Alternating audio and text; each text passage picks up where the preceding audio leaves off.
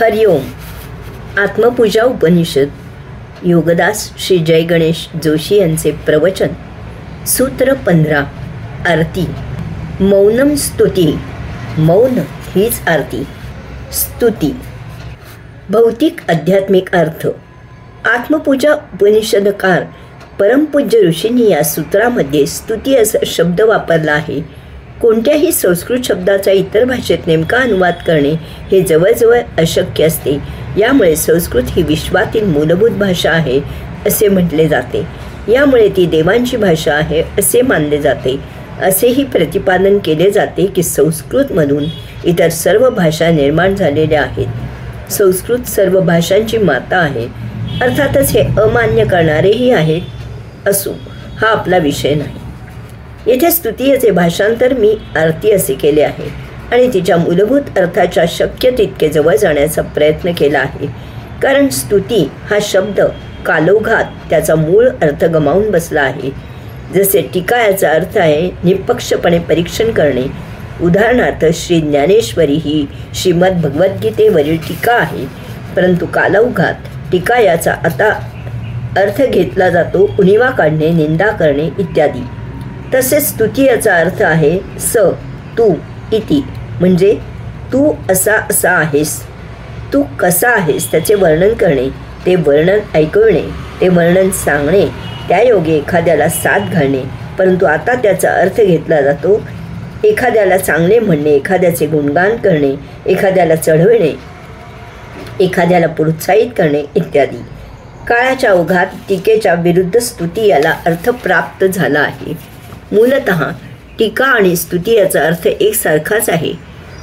टीका म्हणजे निष्पक्षपणे जसे आहे तसे परीक्षण करणे आणि स्तुती याचा अर्थ जो जसा आहे तसे सांगणे. दोन्हीकडे निष्पक्षपणे केवळ परीक्षण आहे, तेथे कसलेही मत नाही. जे आहे ते परखड वास्तव आहे. परंतु कालाय तस्मै नमः याला कोण काय करणार. अशा प्रकारे शब्दांचे मूलभूत आध्यात्मिक अर्थ काळाच्या ओघात वाहून गेले आणि तेथे भौतिक अर्थ रूढ झाले. आपण लहान मुलाला बोलावताना म्हणतो, ए राजा छकुल्या इकडे येतोस का. या स्तुती नसून त्याने यावे म्हणून गोड वापरलेली भाषा आहे. नाहीतर ए बावळटा मूर्खा जरा इकडे ये असे म्हणले तर कोणी येणार नाही.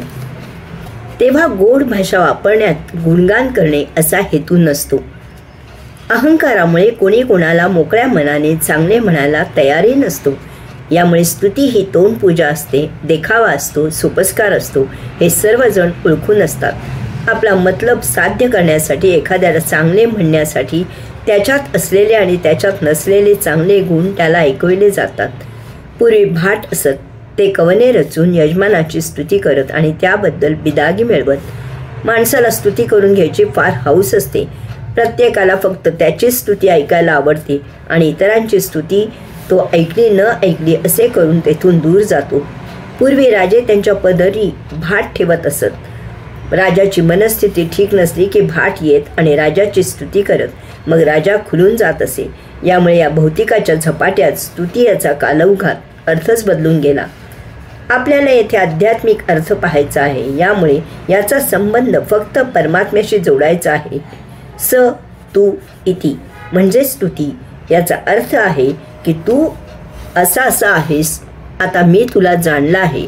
तो कसा आहे ते सांगण्यामागे त्याला ओळखल्याचा तो एक प्रकारचा पुरावा आहे.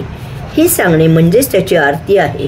हा पुरावा आपल्याला द्यायचा आहे आणि आपण त्याच्याकडे जाण्यासाठी पात्र आहोत याची खात्री स्वतःची स्वतःला करून घ्यायची आहे. एखादे काम करायच्या आधी आपण आपला आवाका पाहतो आणि मगच त्या कामाला हात घालतो. तसेच हे आहे. त्याला जाणण्यासाठी अगोदर काहीतरी कृती केलेली आहे, साधना उपासना केलेली आहे. त्याचा परिणाम म्हणून, त्याची फलश्रुती म्हणून मला तुझी ओळख पटली आहे. तुझी साधना उपासना केली. तुला आता मी ओळखले आहे. आता मला तू उमजला आहेस, समजला आहेस. आता मला तुझे आकलन झाले आहे. अशा प्रकारे परमात्म्याचे आकलन झाल्यावर भक्त भावभक्तीने पुलकित होतो आणि त्याला झालेली परमात्म्याची ओळख तो व्यक्त करतो. भौतिकात तो परमात्म्याची ओळख शब्दबद्ध करतो, त्यावर कवन रचतो, त्याचे गायन करतो, त्यात इतरांना सहभागी करून घेतो, त्यांच्यासमोर कीर्तन करतो, त्याबरोबर नर्तन करतो. हीच त्याला आरती ओवाळणे असते. परंतु अध्यात्मात आरती निरनिराळ्या प्रकारे व्यक्त होते. आरती आणि प्रार्थना, स्तुती याचा अर्थ एखाद्याचे गुणगान करणे असा चुकीचा घेतला जात असल्यामुळे स्तुती करणे याचा अर्थ प्रार्थना करणे असाही घेतला जातो. परंतु स्तुती म्हणजे प्रार्थना नव्हे, कारण प्रार्थना याचाही चुकीचा अर्थ घेतला जातो. एखाद्याची स्तुती करून त्याला विनंती करणे म्हणजे त्याला प्रार्थना करणे असा अर्थ घेतला जातो. आपण माझे अमुक काम करावे असे मी आपल्याला प्रार्थना करत आहे. यामुळे एखाद्याने आपल्यावर प्रसन्न व्हावे यासाठी त्याची स्तुती करून त्याला त्यासाठी विनंती केली जाते. त्याला प्रार्थना असे म्हणले जाते. प्रार्थना याचा अर्थ माहीत नसल्यामुळे आता तर निमंत्रण पत्रिकेवर आपण फार उच्च भाषा वापरत आहोत अशा थाटात छापले जाते. आपली उपस्थिती प्रार्थनीय आहे. आरती आणि प्रार्थना यांचा अर्थ आपण माहीत करून घेऊया. प्रार्थना कार्यारंभी केली जाते. कार्य सिद्धीस जावे म्हणून सुरुवातीला त्याचे आशीर्वाद घेण्यासाठी प्रार्थना केली जाते. कार्य सुरू करण्याआधी आपण गुरूंना, वडीलधाऱ्यांना नमस्कार करतो. हा त्यांचा आदर असतो. कार्यात यश येण्यासाठी त्यांचे आशीर्वाद घेतले जातात. तसेच कार्य सुरू करण्यापूर्वी परमात्म्याची आठवण करणे म्हणजे त्याची प्रार्थना करणे असे आहे. कार्यारंभी त्याचे अधिष्ठान ठेवले जाते. यामुळे प्रार्थना भौतिक आणि आध्यात्मिक अशी दोन्हीही असू शकते. परंतु आरती ही फक्त आध्यात्मिकच असते. साधना, उपासना संपन्न झाली की आरती केली जाते. परमात्म्या, मी आता तुला ओळखले आहे. तू असा आहेस. मला प्रसन्न हो, मला दर्शन दे. त्याने आरती ऐकली, त्यायोगे त्याची कृपा झाली की प्रार्थना करायची आवश्यकताच राहत नाही. कारण आपण आत्मस्वरूप झालेले असतो. आता आपणच प्रार्थना झालेले असतो. आपणच आरती झालेले असतो. पूजा झाली की आपण आरती करतो. त्यात हाच हेतू असतो. आता यथासांग पूजा झाली आहे. त्यायोगे परमात्म्या, मी आता तुला जाणलं आहे. मला तुझी नेमकी ओळख झाली आहे. परमात्म्या, तू असा आहेस. तेव्हा आता तू मला प्रसन्न हो. मला पावन करून घे. मला दर्शन दे. आत्तापर्यंतचा पूजाविधी. आपण येथे या उपनिषदाद्वारे आत्मपूजा करत आहोत. आत्तापर्यंत आपण या उपनिषदाद्वारे त्याच्या पूजेचे यथासांग विधी केले. प्रथम त्याला ओम, पुरुषोत्तमा, योगेश्वरा अशी साथ घातली. पूजा संपन्न होऊन आपल्याला ध्यान साध्य करायचे आहे. त्यासाठी त्याचे निश्चिंतपणे चिंतन म्हणजे ध्यान हे माहीत करून घेतले. त्यानंतर सर्व कर्मांचे निराकरण करून त्याला आवाहन केले. स्थिर होऊन आसनस्थ झालो. उन्मन होऊन त्याची पाद्यपूजा केली. सतत त्याच्यातच रत राहून त्याला अर्घ्य दिला. अंतःकरणातील परमदिव्य योग ऊर्जेद्वारे अनंताची परमयात्रा करून त्याला स्नान घातले. त्यायोगे सर्वत्र त्याच्या दर्शनाने त्याला गंध लावले. यायोगे स्वस्वरूपात अवस्थित झाल्याची जाणीव होऊन त्याला अक्षता वाहिल्या.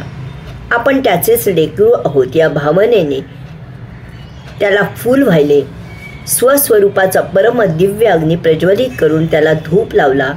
आदी अनादी अनंताप्रमाणे स्वस्वरूप सतत तेवत ठेवून त्याला दीप ओवाळला. एकेका चंद्रकलेप्रमाणे आपण त्याला आपल्या उपभोगांचा नैवेद्य दाखविला. प्रशांत, स्थिर, स्तब्ध राहून त्याला प्रदक्षिणा घातली. मी तुझाच अंश आहे ही जाण आली आणि हाच त्याला नमस्कार केला गेला. आपोआप मौन प्राप्त झाले आणि हीच त्याची आरती केली गेली. त्याची मौन ही आरती येथे आपल्याला समजावून घ्यायची आहे. परंतु त्याआधी आपण आरती याचा अर्थ समजावून घेऊया. आरती. आपण पाहिले की आरती पूजा झाल्यावर शेवटी केली जाते. परमात्म्याला जाणण्याची ती खूण असते. यामुळे परमात्म्याची भौतिक ओळख झाली की आरतीसाठी उपास्य देवदेवतेवर कवने रचली जातात. यामुळे आरती म्हणजे देवदेवतेचे वर्णन करणे, देवदेवतेचे गुणगान करणे, त्यांच्या पराक्रमाचे, शौर्याचे वर्णन करणे, त्यांच्या चरित्रातील प्रसंग सांगणे इत्यादी अशी प्रथा झाली. आरती वाद्यांच्या साथ संगतीने मोठ्यांदा गाऊन नाचून म्हणली जाते. आरती अनेक जण एकत्र जमून सामूहिक करतात. आरतीचे कमन रचताना काही ताळतंत्रच राहीनासे झाले. परमात्म्याचे जितके म्हणून गुण असू शकतील तितके सर्व गुण प्रत्येक देवदेवतेला जोडून आरतीसाठी कवने रचली जातात. अलीकडील साधू महाराज यांनाही या बिरुदावल्या लावून त्यांच्यावर आरत्या रचल्या जातात. त्यासाठी बुद्धीला, कल्पनाशक्तीला, तर्काला जास्तीत जास्त ताण दिला जातो. प्रत्येक देवदेवतेला, साधू महाराजाला तू प्रत्यक्ष ब्रह्म आहेस असे कवनात सांगितले जाते. हा म्हणजे कहरच झाला. त्या देवदेवता, ते साधू महाराज हे प्रत्यक्ष ऐकत नाहीत म्हणून ठीक आहे, नाही तर तेही यामुळे उशाळले असते. आरती झाली की प्रसाद वाटला जातो. सर्वजण गप्पांचा फड जमवतात आणि आपापली वेळ झाली की आपापल्या घरी जातात. कारण आरती याचा मूलभूत अर्थ आपण हरवून बसलो आहोत. श्रीमद भगवद्गीतेत भगवंत श्रींनी भक्ताचा आर्त असा एक प्रकार सांगितला आहे. हाच भाव आरतीमध्ये अपेक्षित आहे. जो भगवंत श्रींसाठी आर्त झाला, आर्त इति झाला की मग जी होते ती आरती असते. यासाठी भगवंत श्रींची आध्यात्मिक ओळख व्हावी लागते. भक्त भगवंतासाठी आर्त होतो, कासावीस होतो. त्याला त्याच्या भेटीची तळमळ लागते. सर्व पूजाविधी झाल्यावर भक्ताला परमात्म्याची सत्य ओळख होते. भक्त परमात्म्याच्या भेटीसाठी व्याकुळ होतो. कधी एकदा भगवंत श्रींचे दर्शन होईल असे भक्ताला होते. त्याला आता परमात्म्याशिवाय एक क्षणभरही थांबवत नाही. त्याला एक एक क्षण म्हणजे एक एक युग असल्यासारखे होते. असे झाले की भक्त परमात्म्याची आरती करण्यासाठी योग्य झाला असे जाणावे. आता त्याच्याकडून त्याच्याही नकळत आरती होते. अध्यात्मात आरती भौतिकाच्या विरुद्ध आहे. ती मौन आहे. अध्यात्मात आरती करता येत नाही. भक्त फक्त आरती करण्यासाठी योग्य होतो आणि मग त्याच्यामधून आरती होते. भक्त आरती करू शकत नाही. तो फक्त आरती करणारा होतो. तो स्वतः ती आरती होतो. आरती त्याच्यापासून विभक्त असत नाही. आरती ही भक्ताची एक अलौकिक अवस्था आहे. ही अवस्था फार मोठी गोड आहे, मधुर आहे.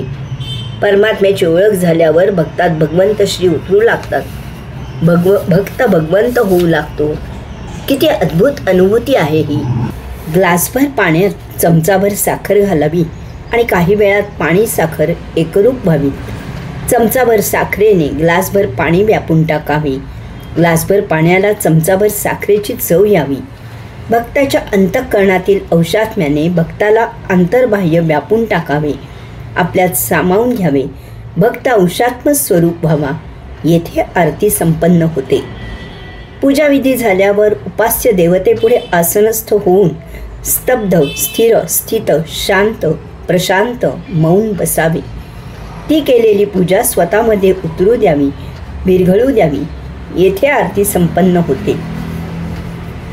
मंदिरात देवदर्शन घेतल्यावर देवासमोर आसनस्थ व्हावे आणि स्तब्ध, स्थिर, स्थित, शांत, प्रशांत, मौन बसावे. घेतलेले ते देवाचे दर्शन आपल्यात सामावून घ्यावे. येथे आरती संपन्न होते. मौनम. आरती भक्तामध्ये होत असलेली मौनातील एक कृती आहे. आरतीसाठी भक्त मौन होतो. त्या मौनात त्याच्याकडून आरती केली जाते. कारण आरती देहाने, शरीराने, शब्दाने करता येत नाही. हे जाणण्यासाठी आपण आता या सूत्रातील पहिला शब्द जो मौनम तो समजावून घेऊया. मौन एक गैरसमज.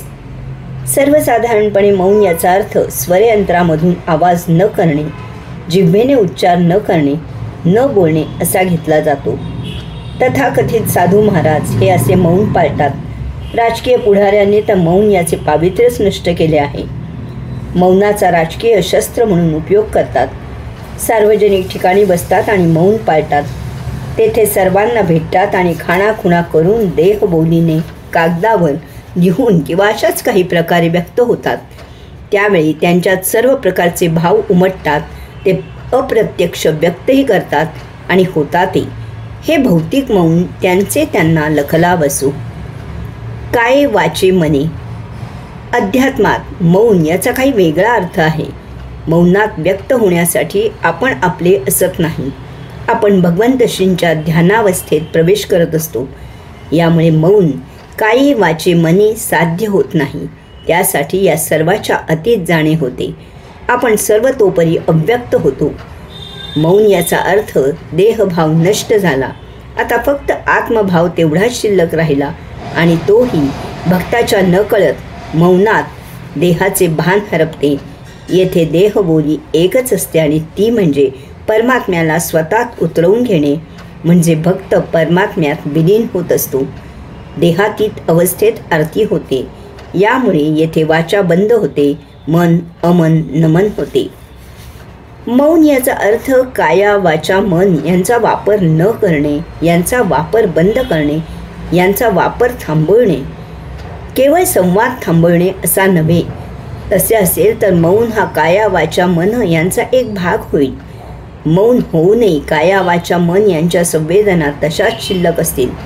मौन म्हणजे यांच्या अतीत अवस्था प्राप्त होणे. केव्हाही पुस्तक उघडले, वाचले, बंद केले, पुन्हा उघडले, वाचले, बंद केले असे येथे होत नाही.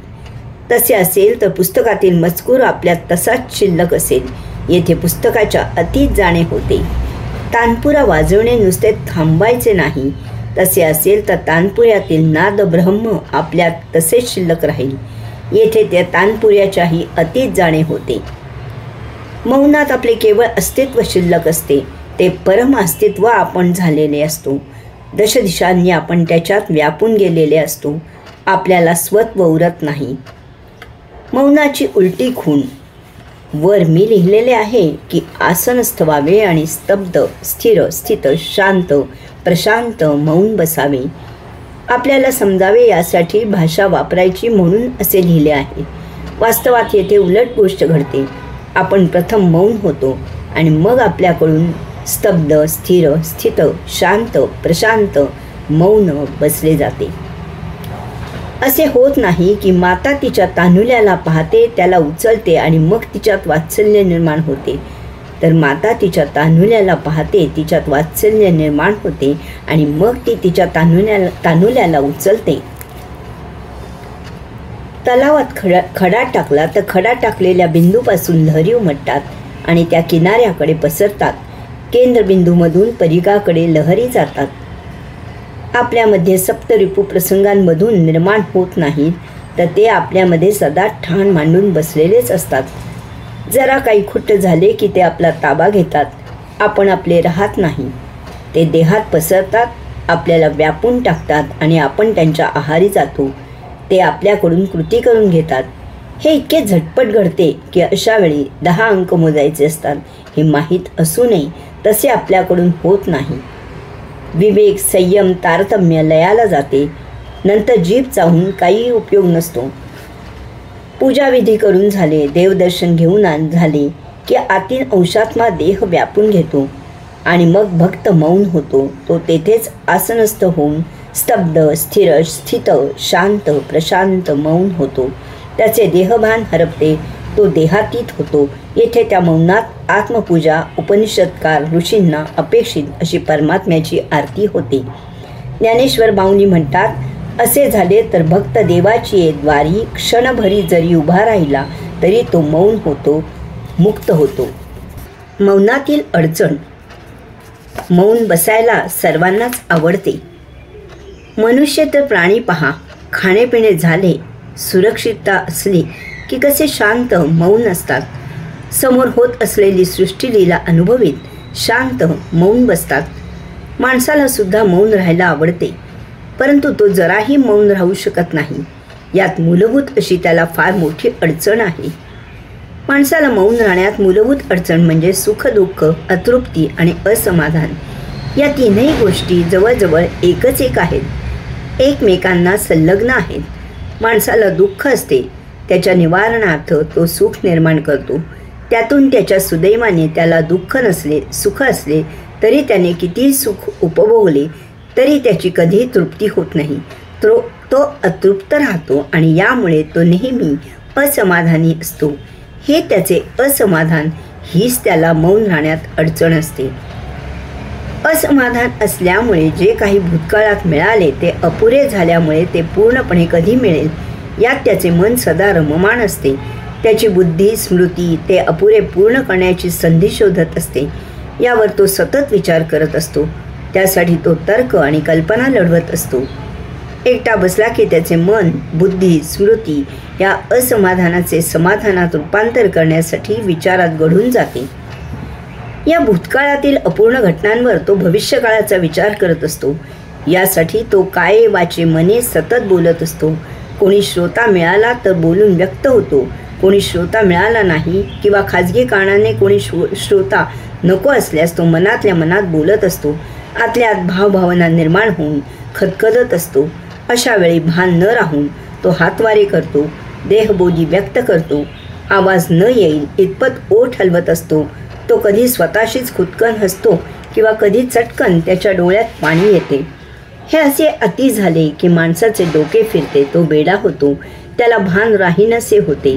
तो स्वतःशीच पुटपुटत असतो, स्वतःच हसत असतो, विलाप करत असतो. तो उद्देशाविना भटकत असतो. अशा लोकांचे ओठ सतत हलत असतात. त्यांची ही बोली देहबोली त्यांच्या स्वतःच्या कधीही लक्षात येत नाही.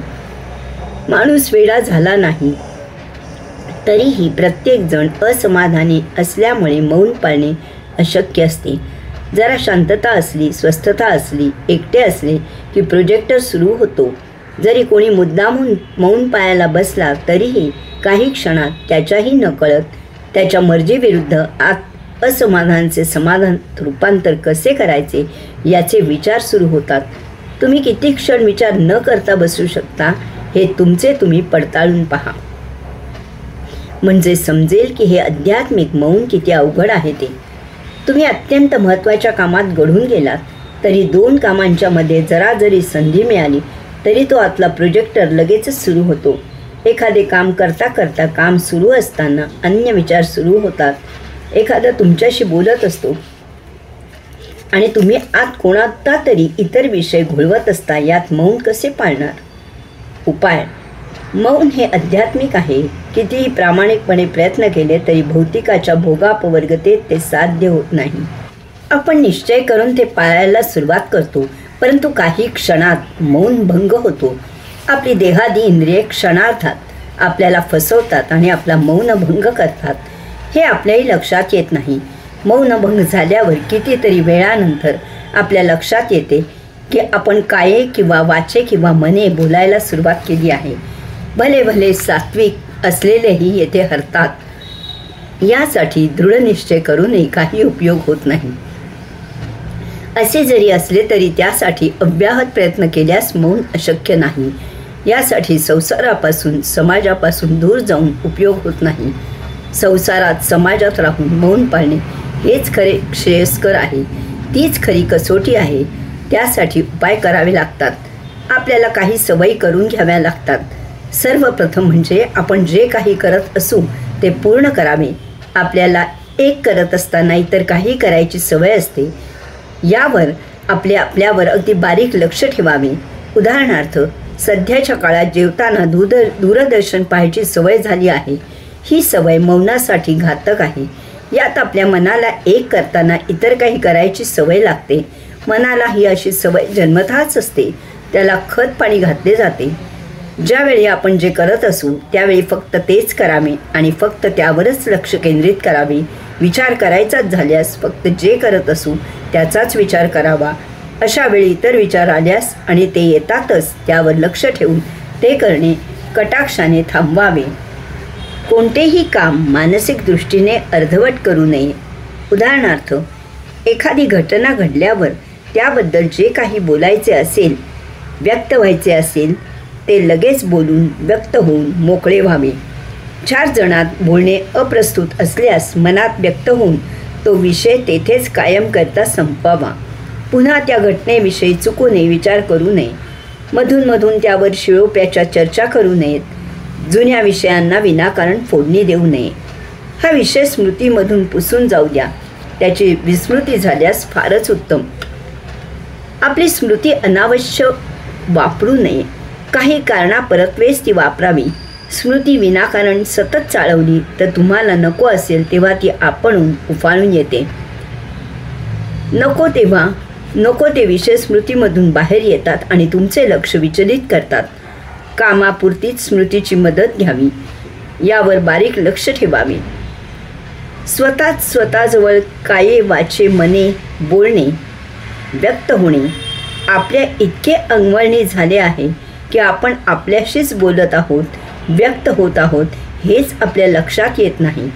आपला संबंध असो किंवा नसो, आपण इतरांचे बोलणे, व्यक्त होणे फार बारकाईने ऐकत असतो, पाहत असतो, परंतु आपण स्वतःजवळच बोलण्याकडे लक्ष देत नाही.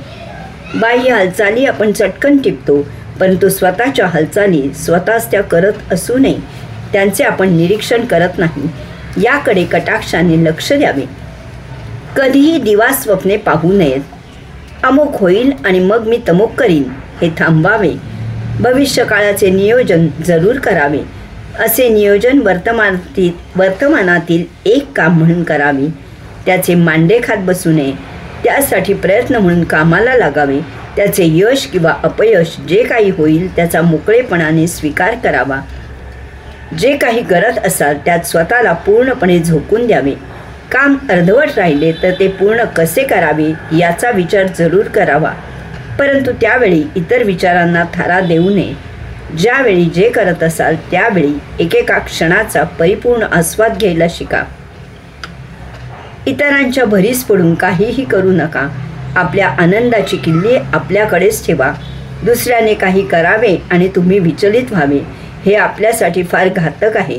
इतरांचे मत जरूर घ्या, ते लक्षात घ्यावे, त्यावर विचार करा आणि मग त्याचे आचरण करा. ऐकावे जनाचे, करावे स्वतःचे. असे केल्याने काही चूक झाल्यास तुम्ही त्यासाठी स्वतःला जबाबदार ठरवू लागाल. ही अध्यात्मात फार मोठी प्रगती आहे, हे अधोरेखित करा. बाहेर जितका गोंधळ सुरू असतो त्यापेक्षा कितीतरी जास्त पट आपल्या आत गोंधळ सुरू असतो. क्षणभर जरी मोकळेपणा मिळाला तरी आपण स्वतःशी बोलत व्यक्त होत असतो. हे असे होऊ नये म्हणून सप्तचक्रांवर सतत महामंत्र, गायत्री मंत्र म्हणत असावे. तशी सवयच लावून घ्यावी. अशा वेळी आपण किती चक्रे विचारांशिवाय राहतो याचे निरीक्षण करावे. विशेष करून झोपताना हे असे निरीक्षण करत निद्राधीन व्हावे. भौतिक संसारिक जीवनात ताणतणाव येत असतात. यासाठी सत्संग, अध्यात्म यासारखा अन्य उपाय नाही. या योगे आपण अयोगिक आचरण करत नाही. अपयश आले तर आपण आपले दोष शोधून त्याचे निवारण करतो. यामुळे स्वतःसह कोणाशी वाद होत नाही. आपण नियतीच्या हातातील बाहुले आहोत याचे भान येते. आपल्याला गतसंचिताची जाण येते. जीवनाकडे पाहायचा दृष्टिकोन योग्य प्रकारे बदलतो. आपण स्वतःशिवाय अन्य काहीही बदलू शकत नाही हे उमजते. या योगे वर्तमानातील आनंद घ्यायची सवय लागते. आनंद घ्यायची सवय नसल्यामुळे आपल्याला दुःख होत असते. यास्तव दुःख देणारा आपल्यातील दोष दाखवत असतो हे लक्षात घ्या. ते त्याचे आपल्यावर उपकार आहेत, त्यासाठी त्याचे आभार माना. मौनम स्तुती. एकदा अशीच शास्त्रीय गायनाची बैठक आयोजित केलेली होती. सुरुवातीला तरुण गवयांचे गायन झाले. 12:15 वाजता मध्यंतर झाला. 1:15 वाजता डॉक्टर वसंतराव देशपांडे टाळ्यांच्या गजरात 2 तानपुऱ्यांच्या मध्यभागी आणि संवादिनीवर पु ल देशपांडे विराजमान झाले. जोग कंसाची आलापी सुरू झाली. हा म्हणता जोग कंस रंगत गेला. ताने तानेला उत्स्फूर्तपणे दाद दिली जात होती. मध्येच पु ल संवादिनी सोडून दाद देत होते.